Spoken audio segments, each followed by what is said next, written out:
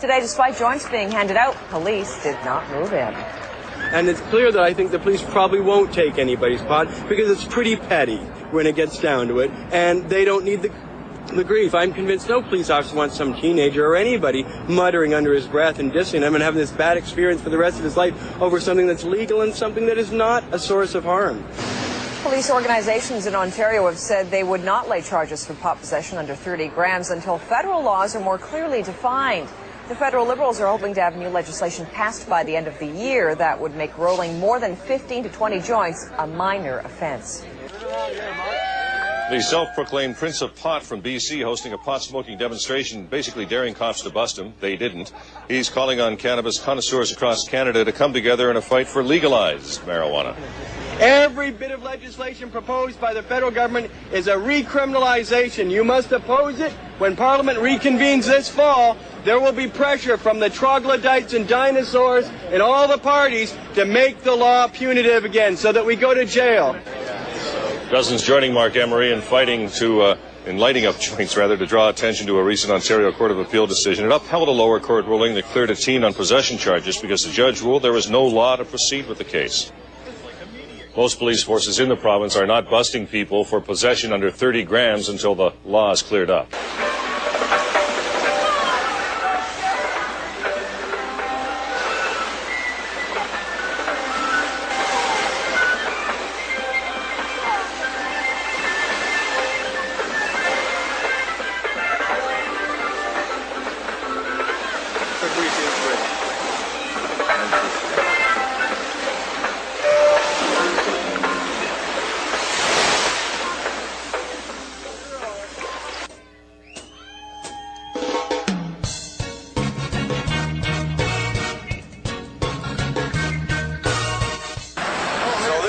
TV down here reporting at Marc Emery, and it was at the Metropolitan Police Center. And stop your autofocus there. You go on? And I like it here. Marc's got kahunas like this big man. Idea City Tag, just so you know, I'm a reputable person. Well, welcome to the Summer of Legalization 2000.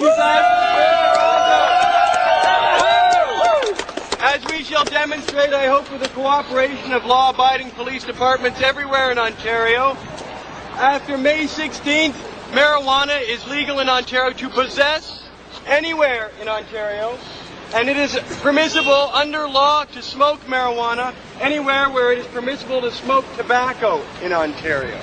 You may have cannabis clubs and organize and associate with marijuana free from police or government interference for about 5 more months at the very minimum. At that point in time, the federal government could recriminalize marijuana, or the Court of Appeal decision could come out as late as November. But for 5 months, and especially this summer, Ontario is the freest jurisdiction in the Western world. And I encourage you, along with myself, does anybody need any marijuana? Yeah! We brought that too. Hey, where's Tim Meehan? Right here. Hey, Tim? Oh, good. Go see that guy. So anyway, Tim, you'll be responsible for making sure your friends, if you want that responsibility. Sure. Okay. I brought some brochures with you that clarifies the current law, and believe me, despite what police departments may say, you are absolutely authorized under a Superior Court decision by Stephen Rogan on May 16th. You are authorized to possess marijuana anywhere in the jurisdiction of Ontario. And as I have said, it is legal. And it is the only place in the Western world where you are permitted to do so. Now we have 10 minutes to 4:20. I see some people are starting early. And I brought some very good marijuana along, and I hope it gets... 4:20 is the universal and international understood signal that it's time to smoke a joint. It's time to celebrate your freedom. And it's time to take back what is rightfully ours, first-class citizenship in this country. We have been denigrated and had a pogrom against us for 35 years, during which time 1 million Canadians were convicted and given criminal records, which I urge the federal government to expunge and eradicate from the records. These criminal records prevent people from traveling to the United States, being bonded, getting jobs, having their children in court custody disputes, having a marijuana conviction, archaic as it is a great inhibitor to the forward progress of any human being in North America. And in Ontario, since it is no offense known to law, that's the official words, not known to law in Ontario as of May 16th, you are urged to exercise your rights as given to you by the Ontario Superior Court, and make sure that this summer you tell everybody around the world to come to Ontario, celebrate a unique freedom available only here in Ontario. And by the way,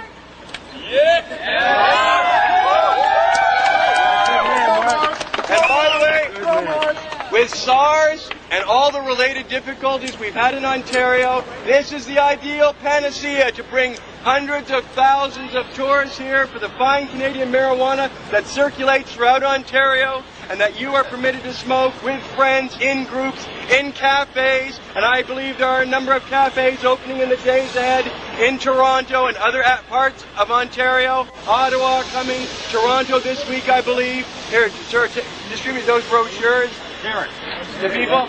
And it's not 420 yet, and I've got a nice pipe full to say 420, so get those joints circulated that I brought there. Hey, Tim, do you have those joints there? Okay, here's that you can get for conspiracy to commit terrorism. It's a greater offense in the books than you can get for aggravated assault, for burglary, for break and enter, and for a host of dangerous and myriad crimes. 14 years proposed for growing a beautiful plant like marijuana, the plant that Shakespeare smoked, the plant that Carl Sagan smoked every day of his waking life, the plant that every musician in your CD collection has smoked for the creative impulse that has provided you with art, with literature, with music. Let's face it, the most brilliant people in our society are the marijuana smokers, and the evidence exists in every walk of life that the most creative geniuses are marijuana smokers. And I offer a test to anybody in the street. Divide your CD collection into two places. Put the people who have smoked marijuana and recorded on one side, and put the people who have not smoked marijuana and recorded on another side. And then you have to choose which one of these two collections you would keep if you were on a desert island. And I assure you, if you get rid of the Hendrix, the Beatles, the Stones, the Who, the Doors, and every other major pop, rock, jazz, blues band who smoked pot, you will end up with Pat Boone. And we're not so sure about him. The Minister of Justice has smoked. The Minister of Justice has smoked. And what a hypocrisy. If he had a criminal record on his resume for smoking marijuana as a university student, he could not be Minister of Justice today. And in fact, Prime Minister Kim Campbell had smoked marijuana. Prime Minister Trudeau, and I have this from Justin, his own son, to whom I'm acquainted, smoked hashish and was an advocate of legalization after he was out of office. Many, many premiers, including Glenn Clark and Ralph Klein, have smoked marijuana. Many prime ministers of this country and others have smoked marijuana. Goodness gracious, the last president before George Bush had smoked marijuana. And it seems like you can't trip over someone in high elected office who hasn't smoked marijuana. So what are they telling us?